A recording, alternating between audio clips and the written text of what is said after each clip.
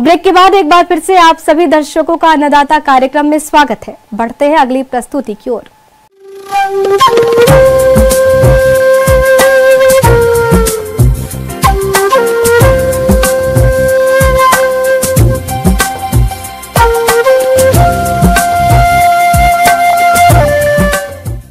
मौसम के अनुसार प्रबंधनों पर ही टिकी है आपकी खेतीबाड़ी, इसलिए मौसम पूर्वानुमान और उस पर आधारित साप्ताहिक कृषि सलाह इस प्रकार है।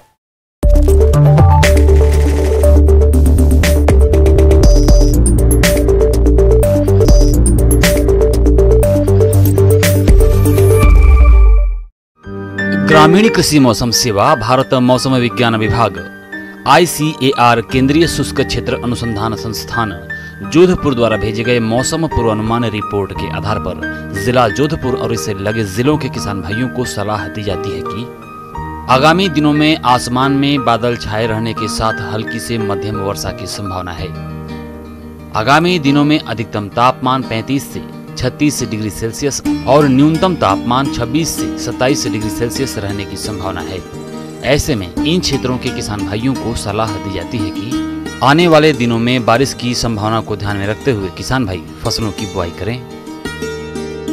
पालतू जानवरों जैसे गाय, भैंस, बकरी, भेड़ इत्यादि को सीधी वर्षा से बचाव के समुचित उपाय करें एवं उनके रहने के स्थल पर पानी इकट्ठा न होने दें और बिछावन को सूखा रखें।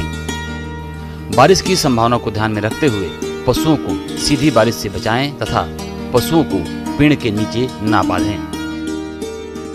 वर्षा की संभावना को ध्यान में रखते हुए फसलों और सब्जियों में कीटनाशी और फफूंदनाशी का छिड़काव न करें। वर्षा की संभावना को देखते हुए फसलों और सब्जियों में जल निकास की व्यवस्था करें। वर्षा को ध्यान में रखते हुए किसान भाई अपने खेत के किसी एक भाग में वर्षा के पानी को इकट्ठा करने की व्यवस्था करें, जिसका उपयोग वर्षा न आने के दौरान फसलों की उचित समय पर सिंचाई के लिए कर सकते हैं। इसके अलावा भूमि का जलस्तर भी बढ़ता है।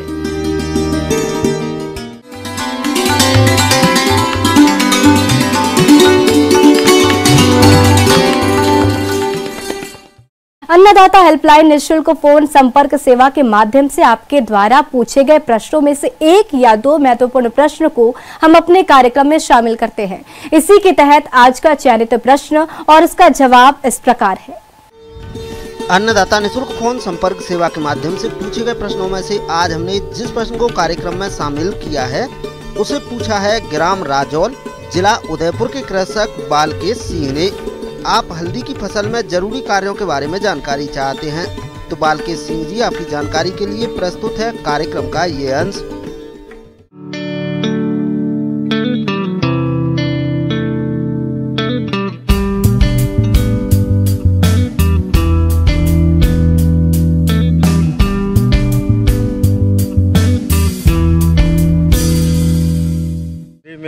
निकाय गुड़ाई का समय आ गया है। अभी आप हल्दी में घास आ गया होगा, जिसे कि निकाय गुड़ाई करना बहुत जरूरी है। हल्दी की अच्छी फसल होने के लिए 2-3 निराई करना आवश्यक हो जाता है। पहली निराई बुआई के 80 से 90 दिनों के बाद तथा दूसरी निराई इसके 1 माह बाद करना चाहिए। किंतु यदि खरपतवार पहले ही आ जाते हैं तथा ऐसा लगता है कि फसल प्रभावित हो रही है तो इसके पहले भी एक निराई की जा सकती है। इसके साथ ही साथ समय समय पर गुड़ाई भी करते रहना चाहिए, जिससे वायु संचार अच्छा हो सके तथा हल्दी की फसल का पूर्ण विकास हो सके, जो कि उत्पादन से सीधा संबंध रखता है। नवंबर माह में पत्तियों का विकास तथा धनकंद की मोटाई बढ़ना आरंभ हो जाता है, तो उस समय उपज ज्यादा प्राप्त करने के लिए मिट्टी चढ़ाना आवश्यक हो जाता है, जिससे कंदों का विकास अच्छा होता है और उत्पादन में वृद्धि हो जाती है। हल्दी की फसल में जल निकास का उचित प्रबंध करना चाहिए, अन्यथा फसल पर विपरीत प्रभाव पड़ता है तथा पौधे एवं पत्तियां पीली पड़ने लगती है। इसलिए समय समय पर वर्षा के ज्यादा पानी को खेत से बाहर निकालने की उचित व्यवस्था होनी चाहिए। तो बुआई के समय आप लोग नाइट्रोजन दिए होंगे। नाइट्रोजन के मतलब कि आप यूरिया दिए होंगे, म्यूरेट ऑफ पोटाश दिए होंगे और DAP दिए होंगे। तो अभी जो है जब हम निकाय गुड़ाई कर लेंगे उसके बाद उसमें कोड़नी कर लेंगे।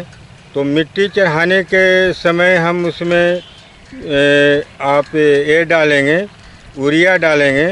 यूरिया आपको 35 किलो प्रति एकड़ की दर से डालना है और म्यूरेट ऑफ पोटाश जो है 40 केजी के हिसाब से डालना है।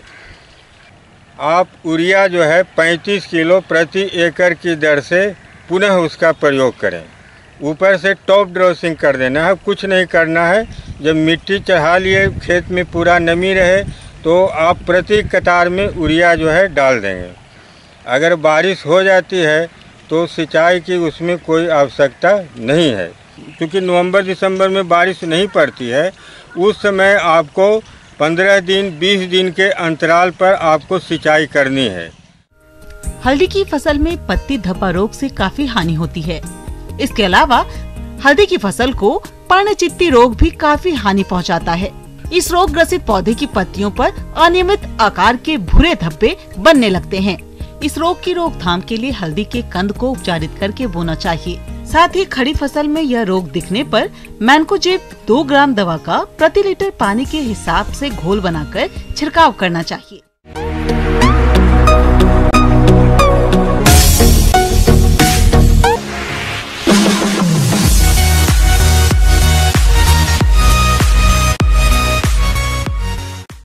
आइए अब एक नजर डालते हैं राज्य के कुछ चुनी